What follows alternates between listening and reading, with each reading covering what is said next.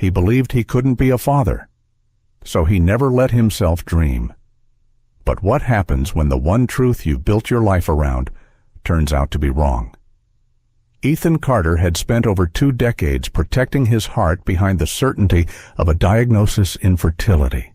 It made him careful, distant, safe, until one rainy night, something shifted, and 1 month later, the woman he trusted most whispered 3 words that shattered everything. "I'm pregnant." What would you do if you were told you couldn't create life, and then life found its way to you anyway? Would you open your heart or close the door before the truth could enter? This isn't just a story about a man and a child. It's about second chances, the courage to unlearn old beliefs, and the quiet strength of those who choose love even after the deepest hurt. So take a breath and stay with us. If this story touches something in you, we'd love to hear your thoughts in the comments. Your support helps us share more stories that heal. Now, come closer. Let me tell you what happened the night the rain wouldn't stop. He built an empire on certainty, but it was the silence in his heart that kept him safe from pain, until she showed up. The lake never made a sound, even on stormy days when wind whipped through the evergreens and rain pelted the windows of the Carter estate. The water held its peace, like it understood something about sorrow and chose to listen rather than speak. Ethan Carter had always found comfort in that kind of quiet. At 45, he was a man the world admired and few truly knew. He had built a real estate empire, brick by brick, land by land, until his name was whispered in boardrooms and printed in glossy magazines. They called him strategic, efficient, unshakable. But none of them knew that underneath the tailored suits and airtight contracts, Ethan carried an invisible weight, a truth handed to him 2 decades ago, in a sterile room with fluorescent lights and clinical words. You won't be able to have children. At 24, it hadn't meant much. He wasn't married. He wasn't planning a family. But it carved itself into his identity like initials in wet cement. Over time, it hardened into a truth he never questioned. So he built a life that didn't leave room for things he couldn't have, not just children, but everything that might lead there. Marriage, love, attachment, emotion was unpredictable. And Ethan Carter didn't invest in anything unpredictable. That's why the silence of the lake, the stillness of the tall pine trees, and the solitude of his timber-framed home suited him just fine. There were no messy entanglements, no expectations, just work, routine, and the occasional glass of single malt on the porch at sunset. The only person who disrupted that rhythm gently, like wind through chimes, was Grace Miller. She'd been his assistant for 5 years. Hired at 27, Grace had walked into his office with a resume thicker than most and a calm steadiness in her voice that impressed him more than any flashy credential ever could. She didn't ask unnecessary questions. She didn't linger in doorways or fill the room with idle chatter. And yet, somehow, she managed to know when his coffee needed refilling before he asked. She remembered the dates of every land auction without looking at a calendar. She left files precisely aligned on the edge of his desk, always with a yellow tab where his signature was needed. She made herself useful and then indispensable. At first, Ethan had seen her as a perfect professional. But over time, he began to notice other things, the way she tucked her hair behind one ear when thinking, the way she greeted the cleaning staff by name, the way she always wore navy blue on rainy days. These weren't things he meant to notice. They simply stayed with him. Grace never pressed into his personal life, but she was observant, and that made her presence different, softer, warmer. She never tried to fill the silence in his house or his life, but somehow she brought a different kind of quiet with her, the kind that didn't feel empty. Ethan didn't acknowledge it, not out loud, maybe not even to himself, until one October evening. The air had turned crisp, and the lake wore a coat of mist like a secret. The house was quiet, as always.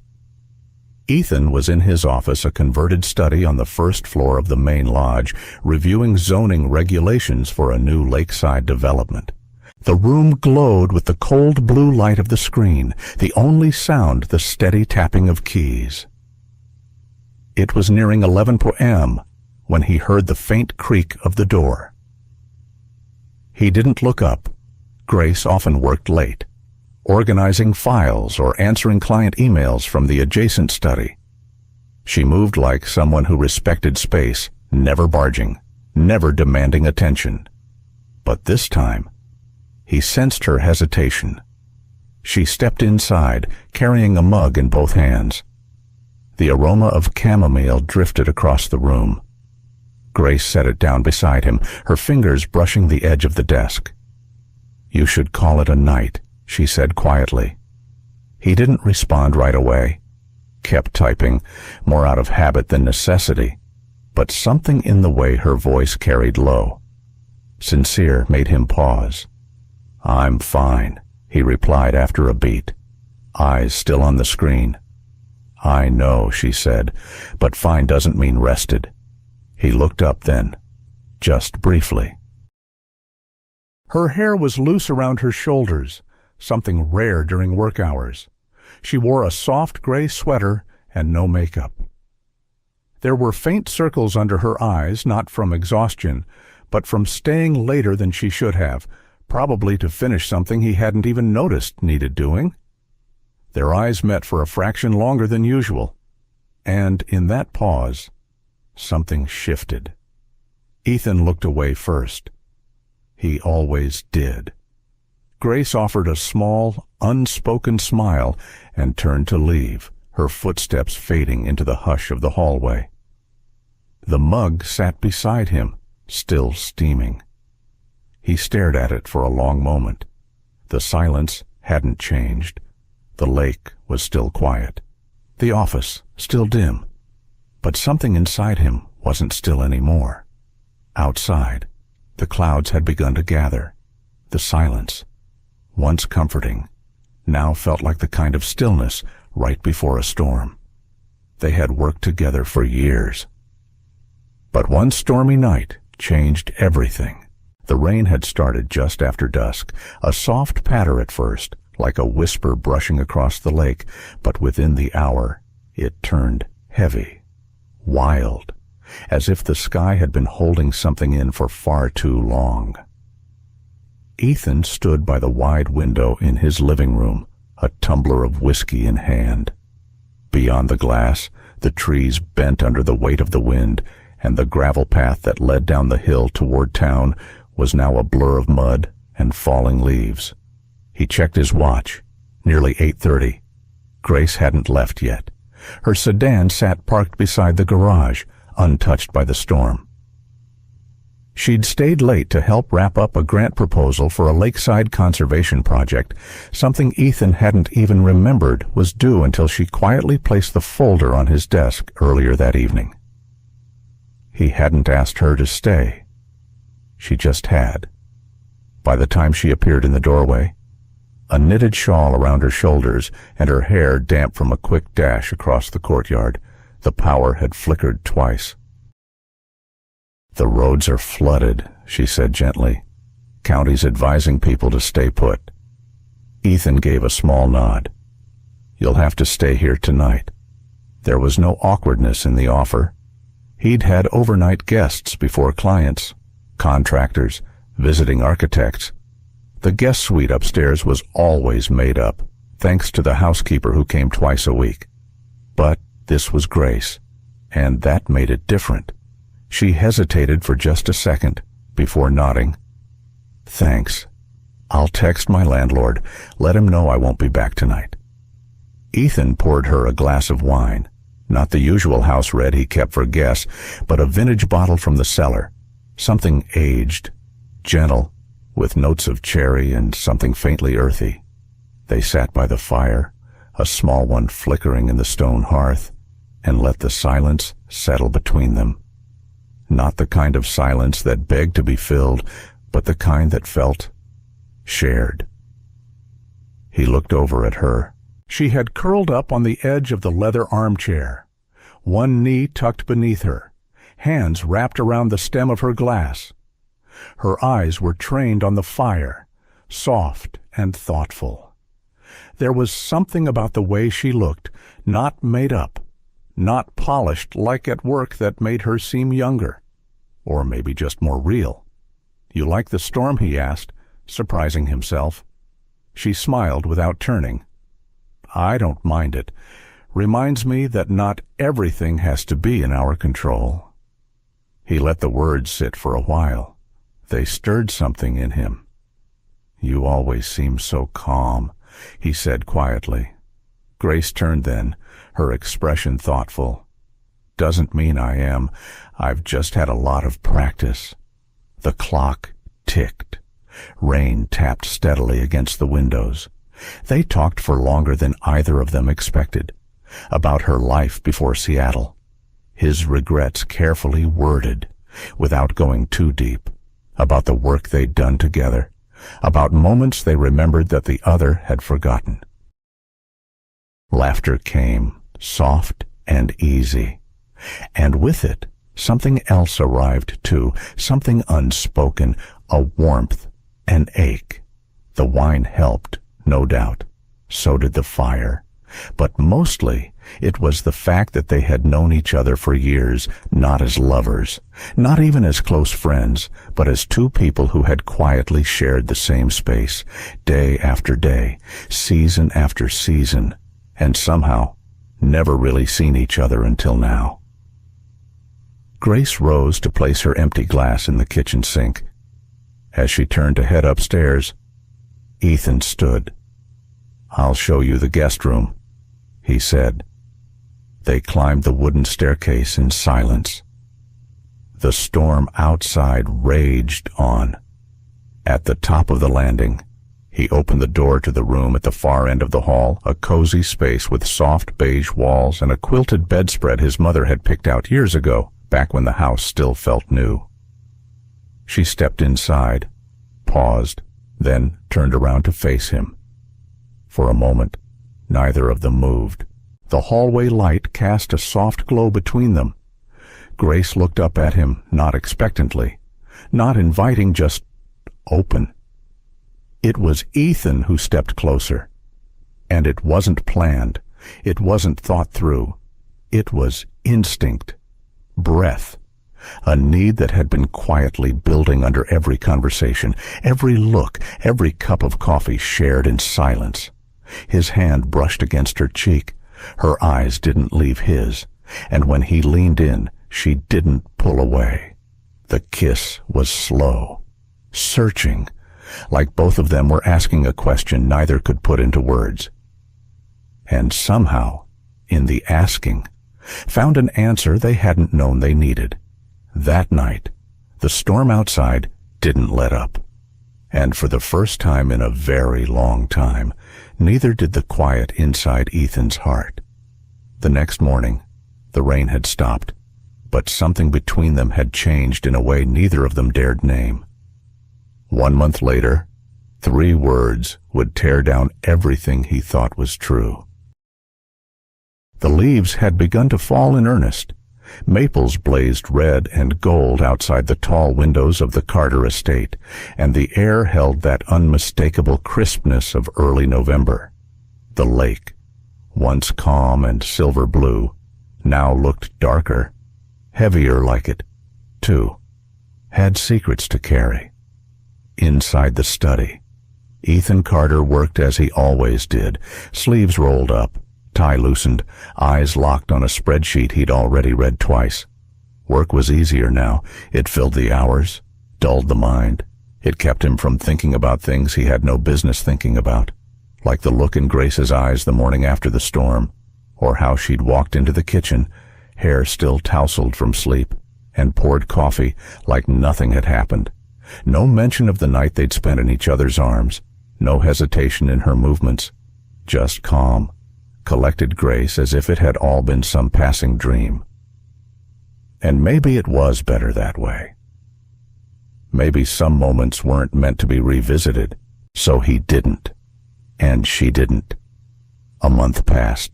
Meetings, contracts, phone calls. Grace showed up each morning exactly on time, just like always. She handled calls, organized files, anticipated needs he hadn't voiced. Professional, poised, impeccable. But she didn't stay late anymore, didn't linger by the door with a second cup of coffee, didn't look him in the eye quite as long as before. And Ethan, he didn't ask. He told himself it was for the best, that the line had been blurred just once, and it was wiser not to cross it again. Whatever that night had meant or hadn't meant, it didn't belong in the light of day. But then came that Tuesday afternoon. The sun was low, casting long golden bars across the floor of the study. Ethan was typing something forgettable numbers, projections, pieces of a deal he wasn't really invested in when he heard a knock on the frame of the open door. He looked up. Grace stood there, her hands clasped lightly in front of her. There was something in her face he couldn't name, not fear exactly, but not calm either. He straightened in his chair. "Yes, I need to talk to you," she said softly. "Sure. Come in." She didn't move, just stood there, as if stepping across the threshold would change something. Maybe it already had. Then, quietly, almost too quietly, she said it. "I'm pregnant." The words floated in the space between them, sharp and clean, like ice in water. For a moment, they didn't land. Ethan blinked, as if his brain hadn't caught up. I'm sorry what she didn't repeat it, just stood there, her chin slightly lifted, her eyes steady. Ethan stared at her.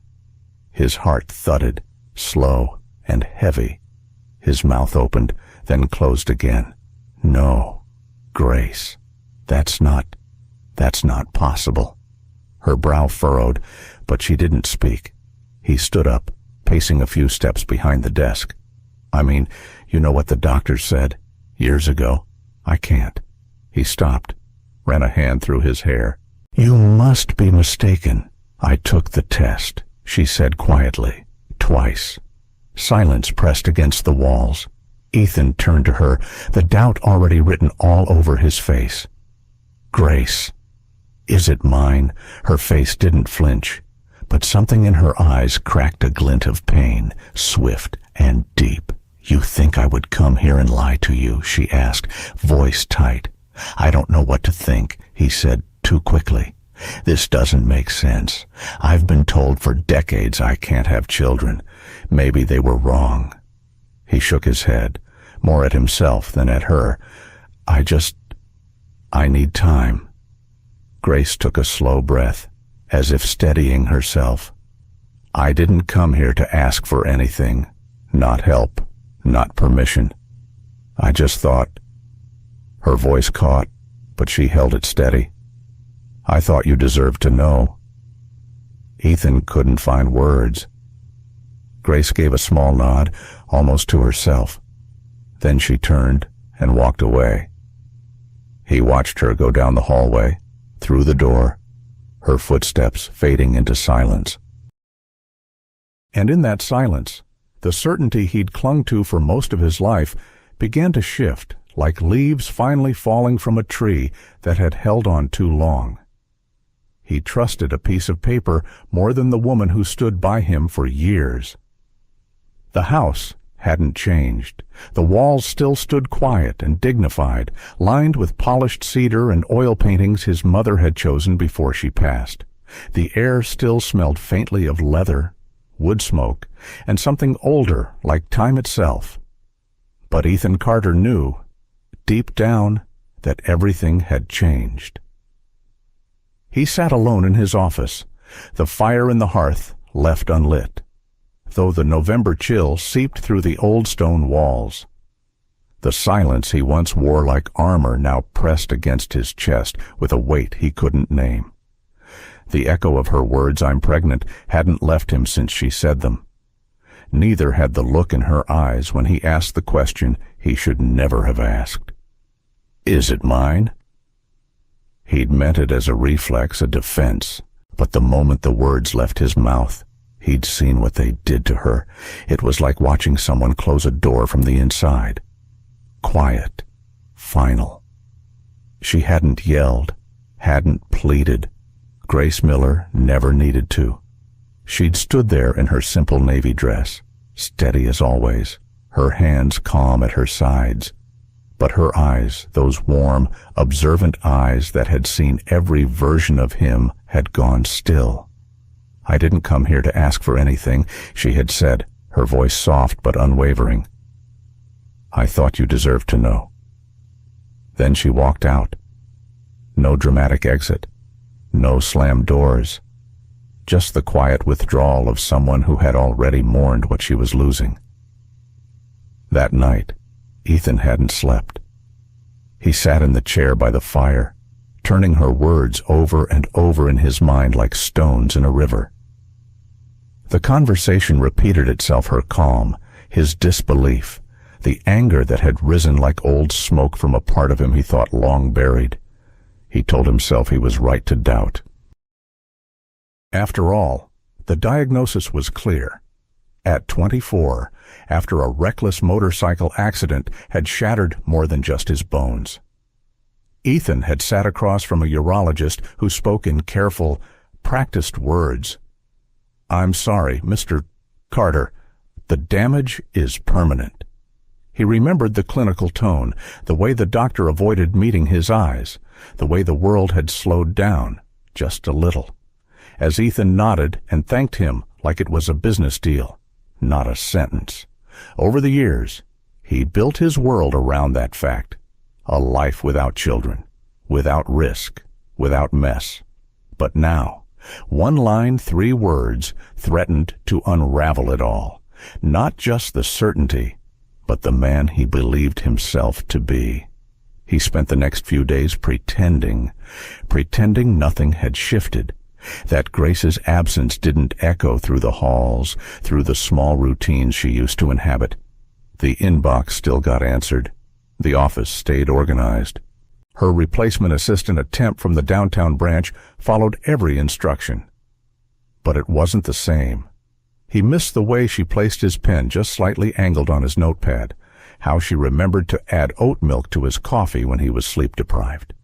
He missed the subtle scent of lavender she left behind on the elevator, the way she used silence like a bridge, not a barrier. He missed her, and he was angry about it. Angry that she had left without another word. Angry that he'd been the one to push her away. Angry that he couldn't stop thinking about what she had said or what it meant. On Friday morning, he found it. A single page, left neatly on his desk beneath a paperweight shaped like a pine cone. Her handwriting at the bottom always precise, looping the G just slightly more than the rest. Internal transfer request, Grace Miller. Effective 2 weeks from submission. New assignment, downtown commercial division. Ethan stared at it. She hadn't said goodbye, hadn't even hinted at it, just filed the form, as if removing herself from his life required no more discussion than a change of address. For a long time, he didn't move. The paper stayed on his desk. The morning sun filtered through the tall windows, catching dust motes in its light. Outside, the wind stirred the trees. Inside, something settled inside Ethan, something cold, like regret with a hard edge. He picked up the page and folded it carefully. Once, then again. Slipped it into the drawer on his right. He thought it would feel final, but it didn't. Instead, it felt like a chapter he wasn't ready to end. And for the first time in a long, long while, Ethan Carter found himself afraid not of being wrong, but of what he might have already lost. Doubt is quiet, but it speaks louder when everything else goes silent. It wasn't the silence that bothered him. Ethan had always preferred quiet, the way the house seemed to hold its breath between conversations. The way the lake stood still in the early morning light. The way thoughts echoed better when the world stopped talking. But this was a different kind of silence. It was the kind that didn't wait for answers. It accused. It whispered things he hadn't let himself consider. And it followed him room to room, step to step, like a shadow that wouldn't fade. 3 days had passed since he found the transfer notice on his desk. Grace hadn't come back. The temp assistant kept things functional, schedules were met. Messages passed along. But the soul of the office was missing. And the strangest part, no one else noticed. Clients still called. Deals were still closing. But Ethan moved through it all like a man watching his own life through glass, going through motions that used to mean something, but now felt oddly weightless. He began to remember things, not dramatic moments. Just quiet ones. The way Grace used to pause before knocking, even if the door was open. How she would gently push a bowl of almonds toward him when he skipped lunch. The faint hum she let out when organizing papers off-key. Almost soundless, but real. These details haunted him more than her absence. And then came the real question, the one he couldn't avoid any longer. What if she had been telling the truth? He'd built his defense on one truth: he couldn't have children. That was the cornerstone, the shield, the sentence he'd accepted long ago, without ever looking back. But what if the truth had shifted beneath him? Ethan sat in his office late one evening, the light from the desk lamp soft and golden. A cold cup of coffee sat untouched beside a stack of old medical records pulled from a dusty drawer he hadn't opened in years. He read the diagnosis again. It was dated 18 years ago. He was 27 at the time, 3 years after the accident, 2 years after his brief failed marriage. The document was simple. 1 paragraph. 1 conclusion. Post-traumatic testicular damage has resulted in likely irreversible infertility. Likely. He hadn't paid attention to that word back then. Likely wasn't absolute. Likely wasn't never. His fingers tightened around the page. He leaned back in the chair, exhaling long and slow. For the first time in decades, he realized something he should have known all along. He had never checked again. Not once. Not in nearly 20 years. Not as medicine advanced. Not as his body healed in other ways. He had never questioned the diagnosis because believing it kept him safe from hope and from disappointment. He stared at the document, then at the wall, then at nothing at all. The doubt, once a whisper, now spoke plainly. You may have been wrong. You may have hurt someone who told you the truth. The thought curled around his chest like a vine, tight and urgent. Ethan stood up suddenly, walked to the far corner of the room, and pulled out an old leather address book. He hadn't used it in years. Most numbers were now digital, but some names still lived there. Ink fading with time. Under H he found it, Dr. Paul Hamilton, Northwest Urology Office. Kirkland, his pulse quickened. He stared at the number for a few seconds, then picked up the phone. The line rang longer than he expected. He nearly hung up until a familiar voice, older now, answered. Dr. Hamilton's office. Ethan cleared his throat. This is Ethan Carter. I was a patient years ago. There was a pause. Mr. Carter, yes, I remember. How can I help you? I need to come in, Ethan said. It's important. The doctor didn't ask why. Just said, we can see you tomorrow morning.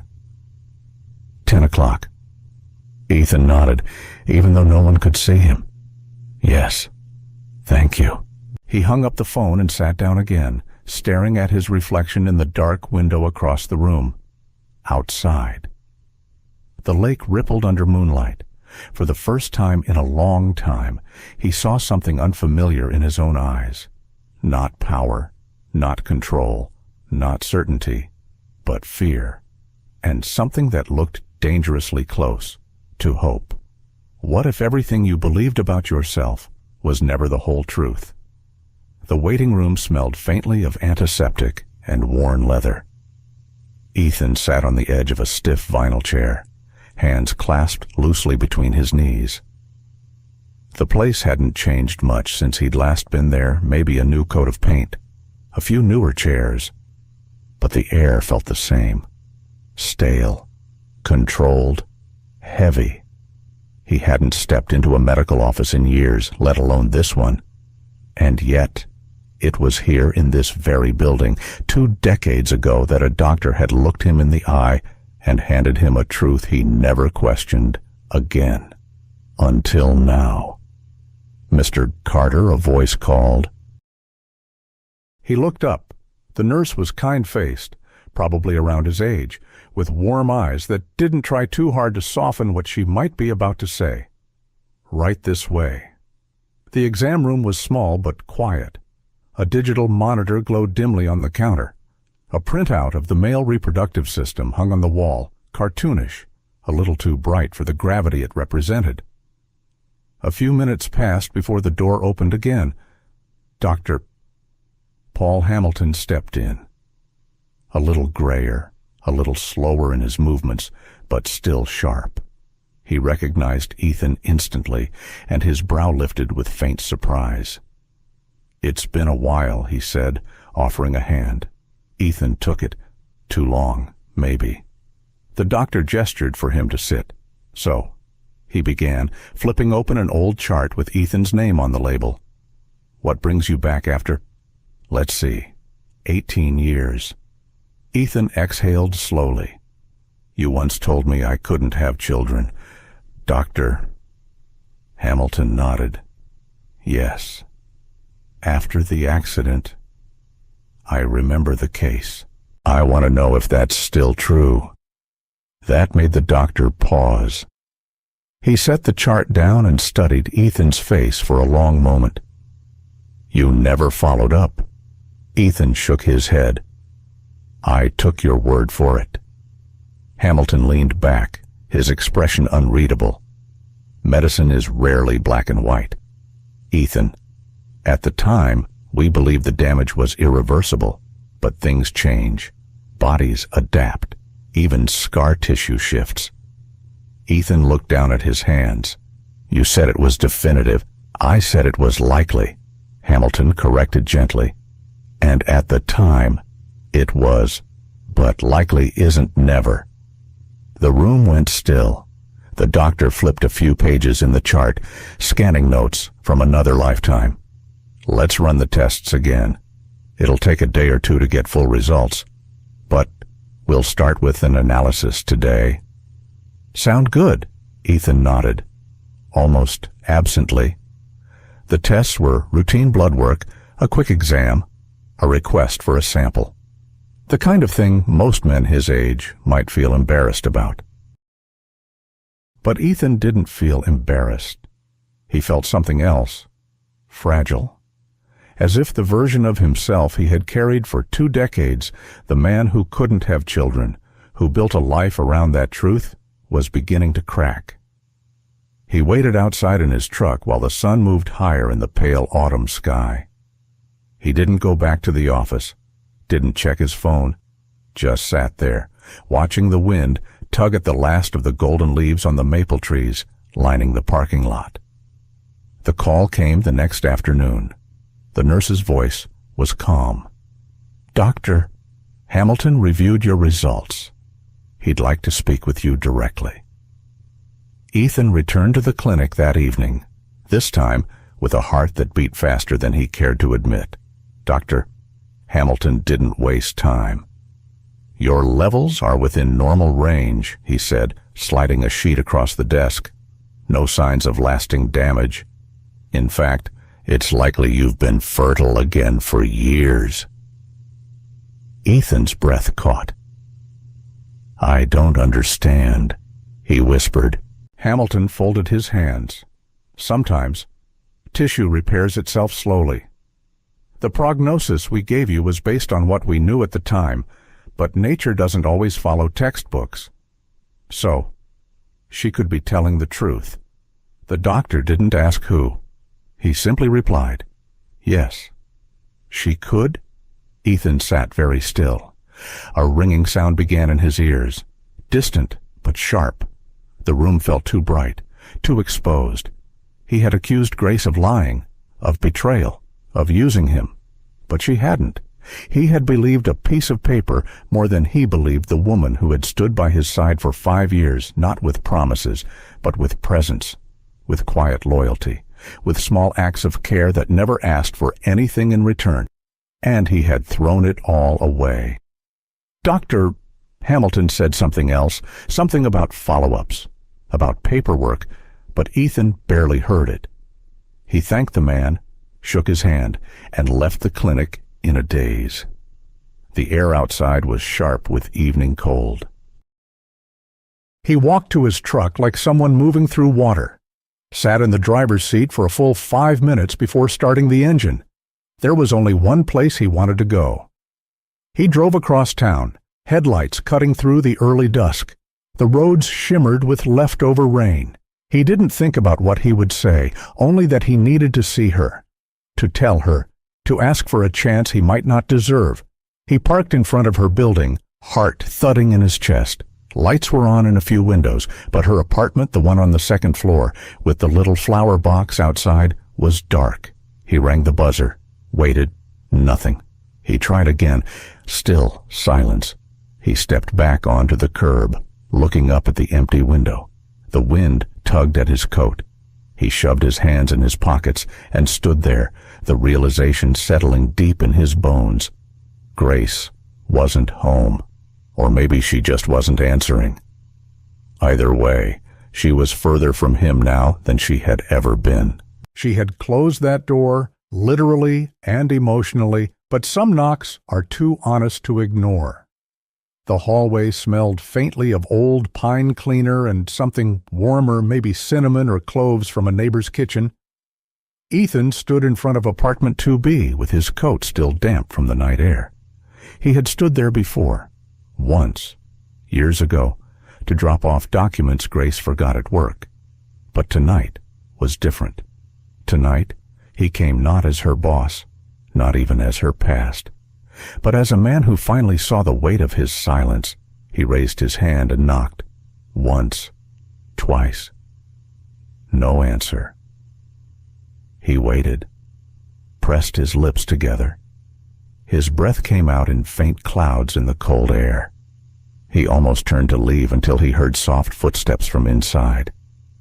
Then, the click of the lock. The door opened just a few inches. Grace stood there in a gray sweater and loose pants.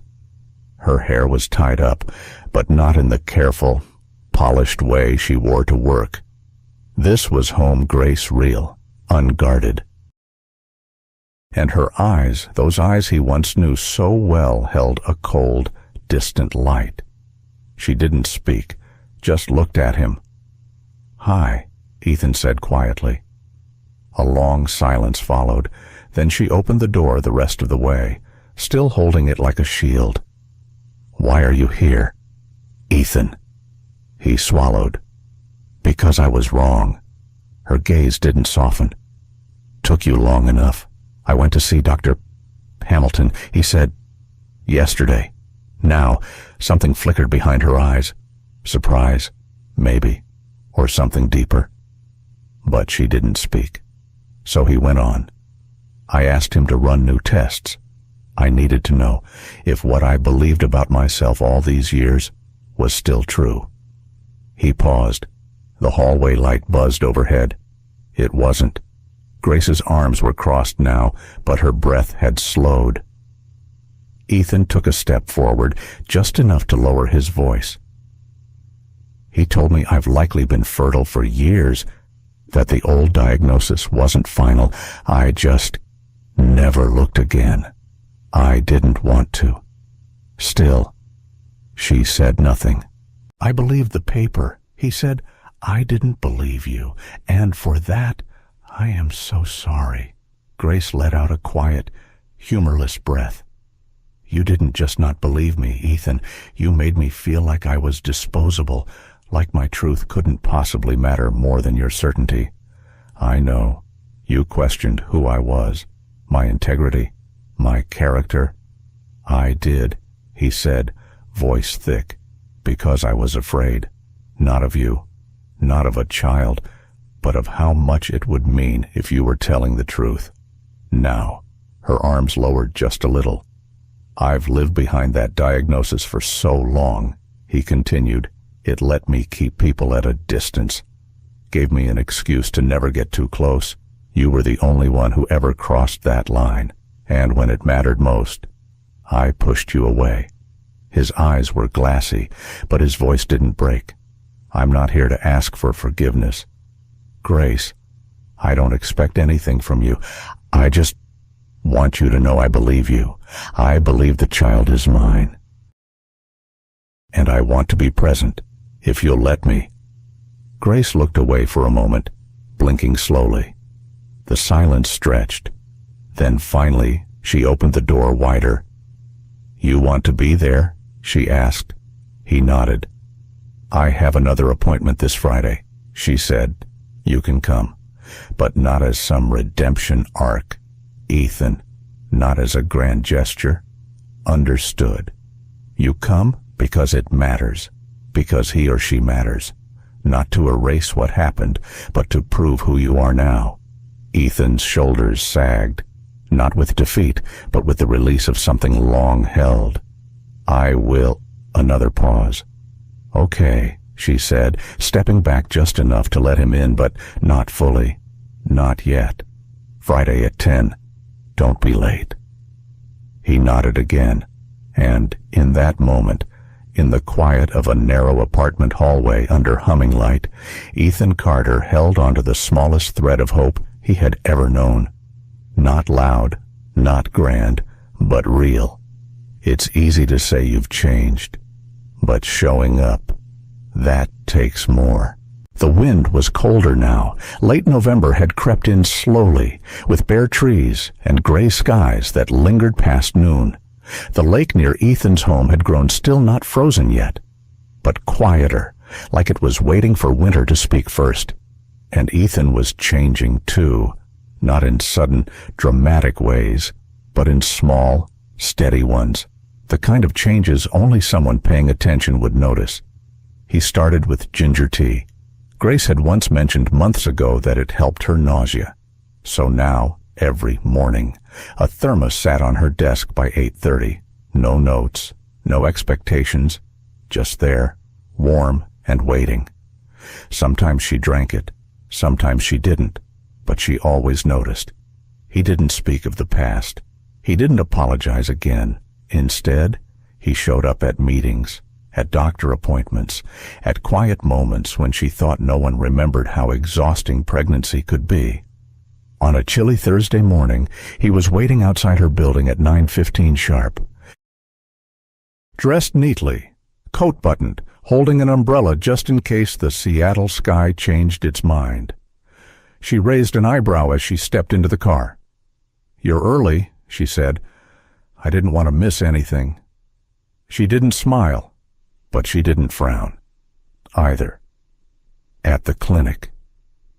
He sat beside her, not too close, not too far, while she filled out forms. He didn't fidget, didn't look at his phone, just waited, with presence. And when her name was called, he stood without needing to be asked.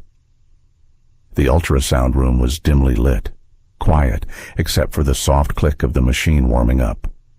Grace lay back, breathing steadily. Ethan sat beside her, hands folded in his lap. The technician smiled politely. "Let's take a look." And then the sound, a rhythm, rapid and sure, filled the room, small but fierce. Thump, thump, thump, thump, thump, thump. Ethan's breath caught. He turned to the screen, where a tiny form floated in black and white. Undefined, but undeniably real. "That's the heartbeat?" he asked, his voice barely above a whisper. Grace nodded, Her eyes still on the monitor, the technician smiled, strong and steady. Something shifted in Ethan's face, then not just awe, but something deeper, like a man seeing his own soul for the first time. When she handed him the printed ultrasound photo, his fingers trembled slightly. He didn't say much after that, but later that evening, back at the office, Grace noticed things. The spare room upstairs, once a forgotten guest room, had been cleared out, the wallpaper stripped. New paint swatches leaned against the wall in soft greens and creams. A rocking chair, still unassembled, rested in the corner. And then, the books, parenting guides, baby development journals, even a spiral-bound notebook with a simple label, "Week by Week, Notes for My First Year as a Father." Inside, Ethan had begun jotting thoughts. In his neat, architect-like handwriting, "Week 18, baby can hear now. Must start talking more, even if I sound foolish. Grace looked tired today. Need to ask about new pillows or support. Still no name picked. But hope keeps circling back in my mind." She closed the notebook gently, and for the first time in a long while, she smiled, not wide, not with certainty, but with warmth, the kind that rises slowly, like the first ray of sun after weeks of rain. The next day, she saw him in the hallway, balancing a small box of light bulbs and a set of baby-safe outlet covers. He paused when he saw her.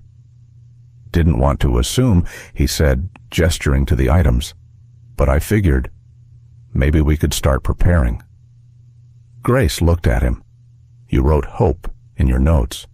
He froze for a second, then nodded, a little sheepish. "Just a thought. You don't have to agree. I like it," she said softly. Ethan stood still, the light bulbs in his hand suddenly forgotten.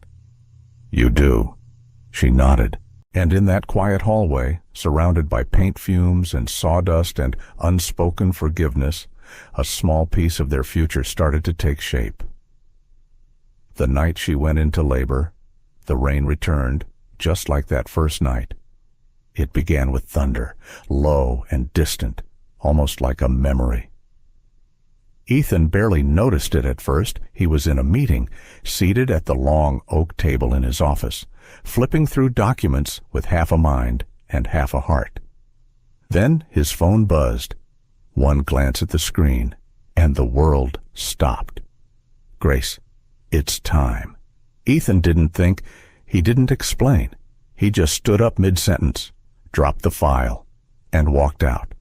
By the time he reached the truck, the sky had opened up. Rain poured in steady sheets, washing over the windshield as wipers fought to keep up. The road shimmered with reflections of streetlights, blurred and broken. His hands gripped the wheel tighter than necessary. He whispered to himself, "Please, just wait for me." At the hospital, everything moved fast and slow all at once. Nurses guided him through corridors painted in soft blues. The lighting was dim, the air thick with urgency and antiseptic. He found her in room 204. Grace was sitting up, pale but focused, her hands gripping the bed rails. A thin sheen of sweat coated her brow. She looked up as he entered, and for the first time in weeks, didn't look away. "You came," she breathed. "I promised." She didn't answer, but when the next contraction hit, she reached for his hand. He didn't hesitate. Time became elastic, sometimes rushing, sometimes dragging. Ethan held her hand through every wave of pain. He wiped her forehead with a cool cloth, whispered steady words even when his own voice trembled. "You're strong. You're doing so good. I'm here. I'm not going anywhere." Hours passed like lifetimes. Outside, the storm raged on. Thunder echoed through the walls, and for a brief moment, Ethan thought back to that night, the first time everything changed between them. Rain had sealed them in. Now, It was carrying them into something new. And then the cry. Sharp, pure, alive. The doctor smiled gently. "It's a girl." Grace gasped, her body spent, her soul stretched wide open. The nurse brought the baby to her first tiny, swaddled in a pink blanket, cheeks flushed from her first breath of earth. Grace cradled her, tears streaking down her temples. Then she looked up. "You want to hold her?" Ethan froze. He had imagined this moment, feared it, longed for it. Now it was here, and his hand shook. The nurse helped place the baby into his arms. She weighed so little, and yet everything changed the moment he touched her. His daughter. Her head fit in the palm of his hand. Her fingers curled instinctively around his thumb. Her eyes were closed, but her presence, it was all-consuming. And just like that, Ethan Carter, the man who had lived decades convinced he could never be a father, felt something break wide open inside. Tears came before he could stop them. They weren't loud, just steady, like rain on glass. Grace watched him, her own tears mirrored in silence. She didn't speak. She didn't need to. Ethan looked down at the child in his arms. "Hi, Hope," he whispered. "You're here."